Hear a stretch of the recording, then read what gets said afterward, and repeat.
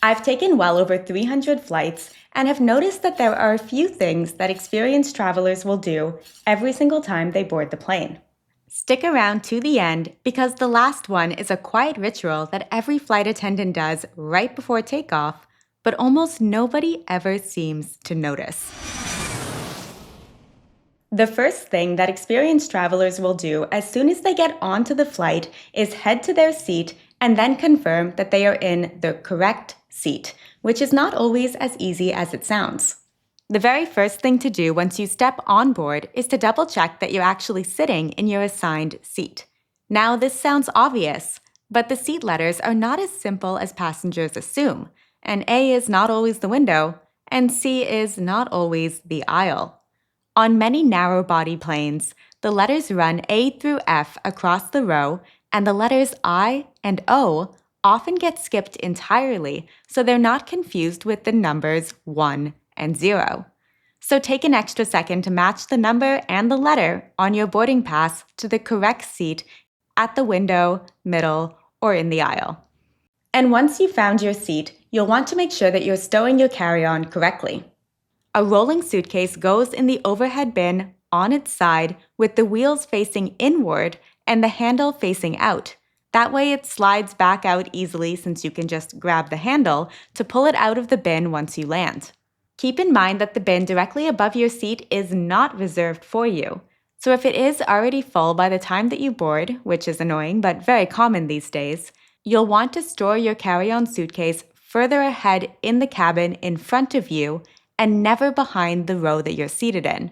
A bag that's stored behind you means waiting for every passenger seated behind you to get off the plane before you're able to go back there, get it, and get off the plane yourself.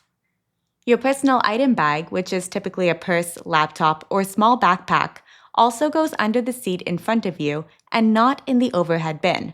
Even if you don't have a carry-on suitcase, overhead bins are reserved for larger bags that don't fit under the seats, so your backpack still will not be going up there.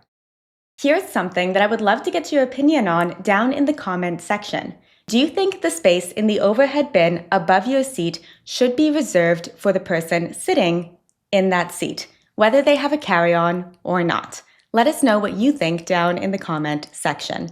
And while you're down there, consider hitting the subscribe button as it's a free way to support Ollie and I, and it also helps more travelers find this content. So, thank you. Before getting too comfortable, every experienced traveler knows to give their seat a quick test drive. Check that the entertainment screen turns on, the audio jack works, the USB port actually charges, the power outlet under the seat or under the armrest has power, and that your seat reclines the way it should. And if anything isn't working, make sure you tell a flight attendant right away so they can get you settled into a new seat before takeoff. Even if there's no open seat to move you to, a flight attendant may be able to troubleshoot the problem, or they may compensate you for the inconvenience. I've personally received airline points and flight credit after sitting through a long flight with a broken screen. It never hurts to speak up. Smart travelers also take 20 seconds to wipe down the surfaces around them at their seat. One widely cited study found tray tables carry more than 8 times the bacteria of the lavatory flush button, including some pretty nasty viruses that can make you very sick. Cleaning crews rarely have time to wipe down these tray tables between flights, which is why they can get pretty gross pretty fast. Give the tray tables, armrests, seatbelt buckle, and the screen of your entertainment system a quick wipe down with a sanitizing wipe. And the good news here is that sanitizing wipes don't count as a liquid, which means you can bring a travel pack of sanitizing wipes straight through the airport security with no issues. Your seat, even in the economy section, has a few tricks that passengers almost never use. Most modern headrests have side wings that fold inward to cradle your head and keep your neck from dropping while you sleep. It's significantly better than a neck pillow. And then that little airline pillow that you still get on your seat on many international flights actually does far more good when it's tucked behind your lower back than if you tried to use it for your head as an actual pillow. If you do happen to be sitting in the aisle, also know that the aisle armrest has a hidden button that's tucked underneath near the hinge, and it's able to lift up completely out of the way. This gives you a lot more space while you're flying, but do remember that the armrest does need to stay down for takeoff and landing. Also, if your row shares a power outlet, and many do, since often in a row of 3 seats, there are just 2 power outlets located towards your feet, you're going to want to plug in as soon as you sit down so you don't miss the chance to use it. And then, of course, once your device is charged, do unplug so other passengers have a chance to use it as well. Now that you're settling in, here is the move that matters most, and it's the one that you often see travelers getting wrong, which is securing your valuables. Do not put your passport in the seat back pocket. You very likely just walked onto the plane with your passport in your hand, and whatever you do, please do not tuck that passport into the seat back pocket, because that pocket is exactly how passports get left behind, and you may not know this, but if you get off a plane, you're often not allowed to get back onto the plane to retrieve something that you left behind. The seat back pocket is also a magnet for in-flight theft, which has become a real and rising problem globally. And that's exactly why I travel with my SCOTTeVEST, who I'm happy to share are sponsoring this video. SCOTTeVEST makes travel clothing with hidden anti-theft pockets sewn right in, so your passport, phone, wallet, and all of those travel essentials stay organized, within reach, and out of sight. I love to wear the original SCOTTeVEST vest over my favorite travel sweater, and my dad has the men's epic travel jacket, which quickly became his go-to flight outfit. I will never forget him calling me after that first flight with it. He loved that everything he needed for the plane had its own perfect spot, from his tablet sliding into the tablet pocket to his keys clipping onto the built-in hook. He was also quite impressed with himself for doing what he considered was beating the airline carry-on rules by essentially wearing another bag's worth of things inside the pockets of his jacket. You can check out SCOTTeVEST for yourself by scanning the QR code that's on the screen now or clicking the link down in the video description and pinned comment. Experienced travelers also know that it's important to take a moment to find the nearest emergency exits just in case something were to go wrong. These are usually located over the wings as well as at the front and the back of the plane.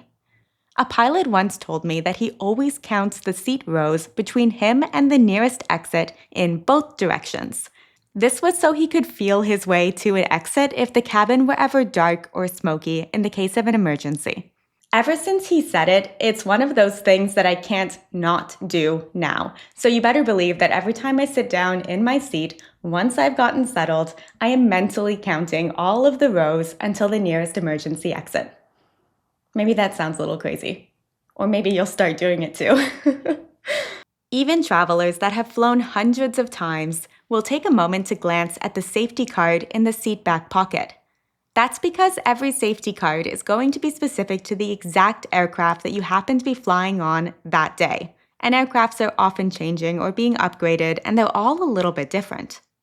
These travelers will also reach under the seat to confirm that a life vest is actually there.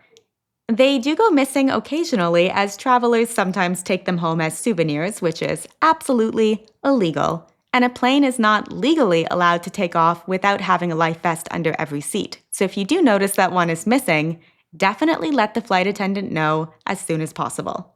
And then when the crew starts the safety demonstration, take your headphones out and pay attention.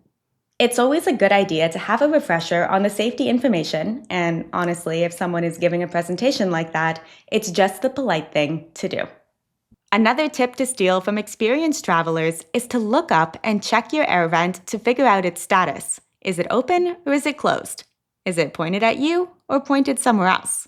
And there's no right or wrong answer. It just depends on personal preference. Knowing the setting means that you won't spend the whole flight quietly freezing with it blowing on you at full blast or sweating without even figuring out why you have no air.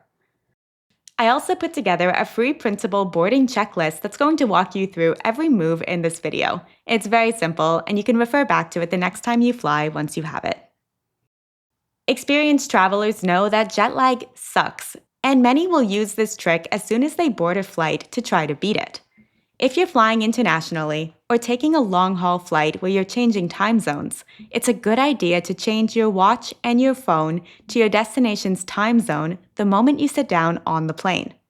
Sleep researchers have found that changing your clock right when you board is the first real signal to your body that a new schedule is coming. It helps you decide whether to sleep on the plane or push through and stay awake, based on where you're going, not where you're leaving. One thing worth knowing is that eastbound flights tend to be harder on your body than westbound flights. So if you find jet lag hits you harder one way than it does going the other way, give yourself a little bit of grace. Ollie, we're almost done. Be calm. He's fine. He's a little antsy. He'd love to go for a walk right now. And that brings us to the last one, which is a takeoff ritual that flight attendants, who are the most experienced flyers of all of us, will follow on every flight. Right before takeoff, you'll want to take a look at the flight attendants as they take their seats. They sit down in a very specific way. Their backs are straight, their feet are flat on the floor, their hands are tucked under their thighs or they're resting palms down on their legs. It looks a little stiff, maybe a little odd, but every single part of this stance is intentional. Sitting on their hands keeps their arms from flailing if the plane stops suddenly, since it locks them into a braced, stable position before the aircraft even moves. And whether you decide to sit on your hands or not, this is the time to sit back and relax. You've done everything that you need to do, and it's time to just enjoy the trip wherever the heck you're going. Flying is pretty cool after all when you take a moment to think about it.